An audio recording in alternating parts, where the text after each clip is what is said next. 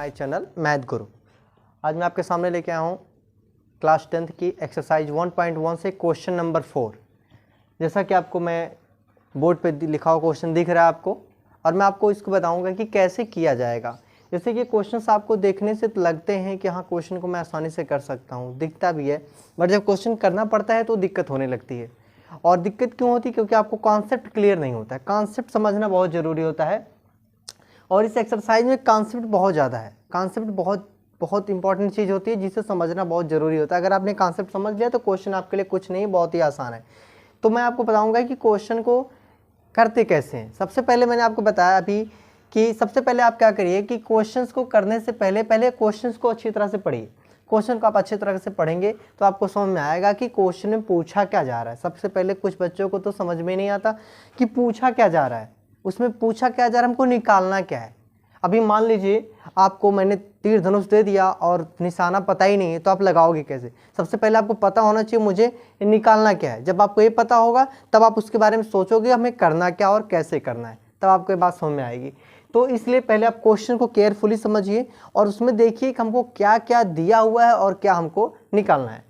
तो आपको जो प्रोसेस बताया गया, जो थ्योरम इसमें है, यूक्लिड थ्योरम खास करके इसमें दिया हुआ है, उसी के बेसिस पे सारे क्वेश्चन हैं। बस थोड़ा सा क्वेश्चन को घुमा दिया जाता है तो बच्चे डिस्टर्ब हो जाते हैं। तो क्वेश्चन को बस घुमाया जाता है, प्रोसेस आपका वही रहता है।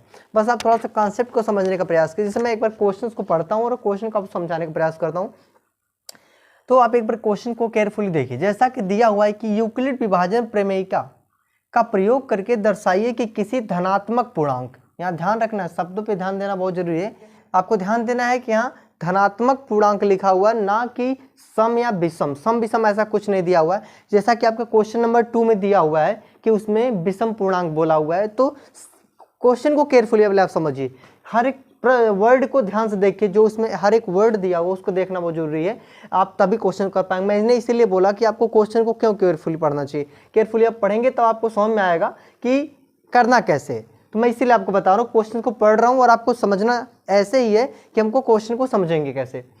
किसी धनात्मक पूर्णांक, धनात्मक पूर्णांक का मतलब ऐसी संख्या जो धनात्मक हो और होल नंबर हो, पूर्ण संख्या हो, का वर्ग, यानी उस संख्या का अगर हम वर्ग करते हैं यानी इसको स्क्वायर करते हैं, तो किसी पूर्णांक यम के लिए, मान लेते कोई पूर्णांक यम के लिए 3m या 3m+1 के रूप का होता है, यानी वह इस फॉर्मेट में या इस फॉर्मेट में हो सकता है कि नहीं।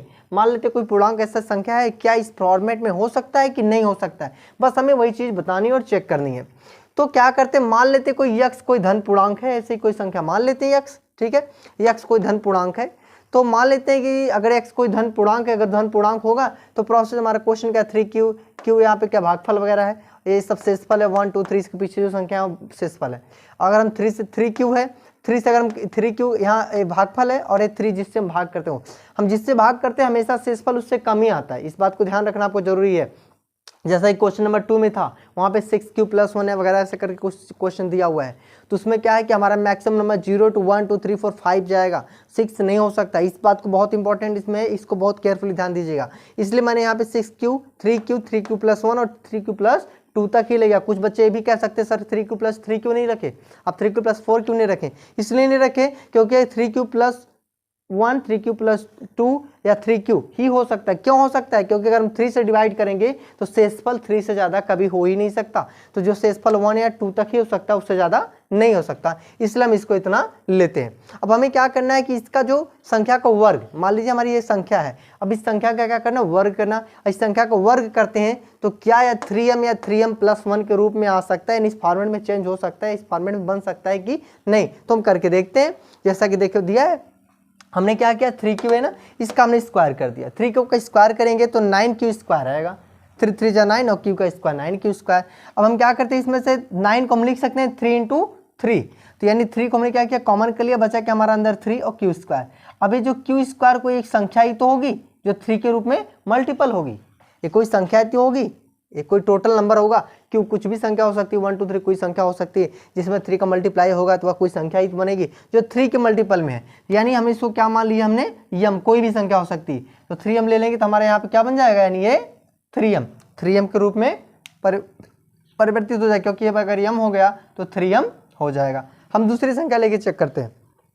3q+1 का होल स्क्वायर करते हैं। इसका होल स्क्वायर करेंगे तो आपको पता है a प्लस बी का होल स्क्वायर का फार्मूला सबको याद होगा। अगर आपको याद नहीं है तो उस बात को मैं एक बार फिर से यहाँ बता दे रहा हूँ कि उसका फार्मूला क्या होता है, a प्लस बी का होल स्क्वायर इक्वल टू होता है a square plus 2ab plus B का स्क्वायर। इसी प्रोसेस पर हमने इसको सॉल्व किया है, यानी 3q स्क्वायर 9q स्क्वायर फिर 2ab 2 3 जा 6q 1 है तो 1 का मल्टीप्लाई 1 ही होगा तो 6q इंटू 6q हो जाएगा प्लस 1 का स्क्वायर 1। ठीक है, तो आपको फार्मूले भी थोड़ा ध्यान होने चाहिए, अगर फार्मूले आपको याद नहीं होंगे तो आप क्वेश्चन नहीं कर पाएंगे। अब हमने क्या किया, इसमें से 3 कॉमन ले लिया, 3q स्क्वायर प्लस 3q। अगर ये संख्या मान लीजिए जो कॉमन लिया है ये संख्या हमारी क्या हो सकती है, कोई संख्या हो सकती है टोटल। मान लीजिए क्या संख्या बन गई यम, अगर ये संख्या यम बन गई तो क्या हो जाएगा हमारा 3m प्लस 1, जो कि देखिए फॉर्मेट में हमारा आ गया। अब हम क्या करते हैं 3q प्लस 2 इसको हम स्क्वायर करते हैं, इसका स्क्वायर करेंगे तो same process a plus B का होल स्क्वायर का फार्मूला लगेगा। वही क्वेश्चन में हमने क्या किया, इसको इस तरह से लिखा, इसको हमने होल स्क्वायर पे तोड़ दिया। उसके बाद हमने क्या किया 4 को हम लिख सकते हैं 3 प्लस 1 इसको लिख सकते हैं, क्योंकि 4 है तो 3 प्लस 1 हम लिख सकते हैं। क्योंकि हम क्यों लिख रहे हैं ये भी जानना जरूरी, मैंने आपसे अभी बताया यही कि हमको क्वेश्चन पता होना चाहिए। जब आपको क्वेश्चन पता होगा तो करेंगे। कुछ बच्चे कहेंगे कि 4 सच था तो इसको 3 प्लस 1 क्यों लिख दिए, इसलिए लिख दिए क्योंकि अगर हम 3 प्लस 1 नहीं लिखेंगे तो हम उसको प्रूव कैसे करें, क्योंकि हमको प्रूव करना है, दर्शाना है। तो हम क्या करेंगे यहाँ पे इन सब में से टोटल में 3 कॉमन लेंगे तो 3 आसानी से हमारा कॉमन हो जाएगा। ये 3 कॉमन हो गया, ये संख्या बच गई हमारी। अब ये संख्या मान लीजिए अगर यम है, ये संख्या क्या है अगर है यम। अब आप कुछ लोग सोच रहे होंगे कि सर इसको भी यम कह रहे हैं, इसको भी यम कह रहे हैं, इसको भी यम कह रहे हैं। यम यहाँ कोई फिक्स नंबर, यम कोई मल्टीपल नंबर है, उसका उस संख्या से कोई मल्टीपल नंबर है। जैसे 3 से कोई मल्टीपल नंबर बन रहा है, वह संख्या कुछ भी हो सकती है, फॉर्मेट बनाना है हमको है। तो मान लीजिए ये यम है तो 3m प्लस 1, फिर से देखिए उसी फॉर्मेट पे आ गया। यानी हमको ये बताना है कि क्या वह इस फॉर्मेट में आ सकती है या इस रूप में आ सकती है, तो हाँ या इस रूप में आ सकती हैं। तो मुझे उम्मीद है कि आपको क्वेश्चन अच्छी तरह समझ में नहीं आ गया होगा, और अगर जैसा भी आपको समझ में आया कि नहीं आया कुछ भी, आप हमें कमेंट में ज़रूर बताएं। Thank you.